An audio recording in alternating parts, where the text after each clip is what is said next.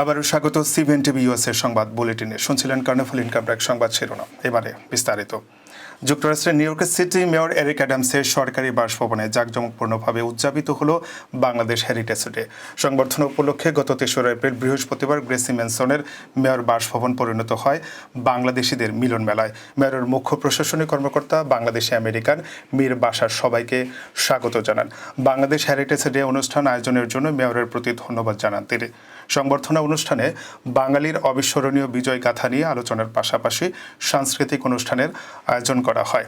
ছিল বাঙালিয়ানা খাবারের পসরা। বিশ্বের রাজধানী বলে খ্যাত নিউ ইয়র্কের মেয়রের এই ধরনের উদ্যোগে সাধুবাদ জানান অনেকে। বাংলাদেশিদের সাথে মেয়রের আন্তরিক সম্পর্কের প্রশংসা করেন তারা। রিসেপশনে বাংলাদেশিদের ভূয়সী প্রশংসা করেন মেয়র এরিক অ্যাডামস। তিনি বলেন, সিটির উন্নয়নে বাংলাদেশিদের অবদান অনস্বীকার্য।